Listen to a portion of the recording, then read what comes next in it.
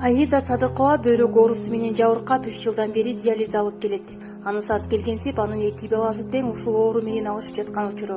Былтыр Эпит-Кырдаал малында жолдошу кичи уулуна донор болуунун аракетин көрүп жатканда ковидтен каза болуп калган.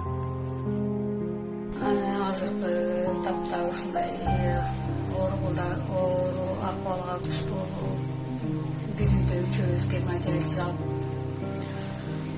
ушу кичи баламды операция кылалы деп ошого даярданып, элдерден жардам сурап кайрылып атам азыр ошо. Былтыр дагы ушу пандемиянын убагында жолдошум дагы пневмония болуп каза болуп калды. Өзүбүз ошо 5 балам бар. Балдардын баары азыр өз алдынча болуп элек, баары тең окуйт. Азыр ошол элдерден жардам сурап, ушу азаматтын келечегине салым кошуп коюңуздар деп суранат элем.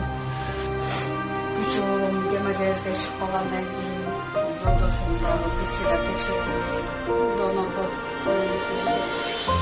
даярданып баштап, текшерип баштагандан кийин карантин болуп калды эле.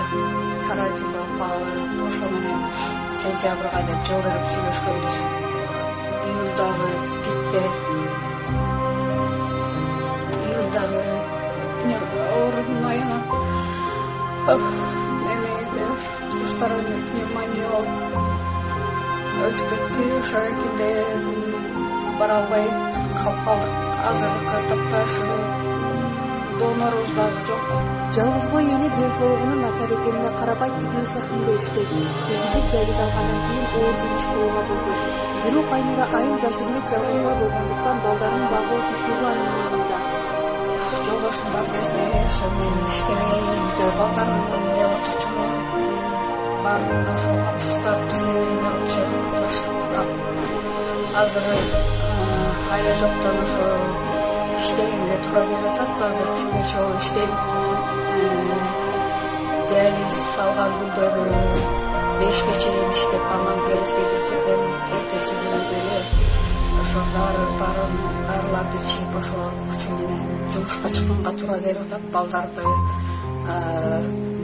кем болбой багыш үчүн. Азыркы тапта бир үй бүлөдө 3 адам күн алыстан аппараттын жардамы менен бөйрөгүн тазалатып турат. Айнура айым учурда 2 баласынын келечеги үчүн кооптонот. Анын 2 уулуна операция жасатуу үчүн ири суммадагы каражат керек келет. Андыктан ал кол ачык инсандардан жардам сурайт. 2 баланын операциясына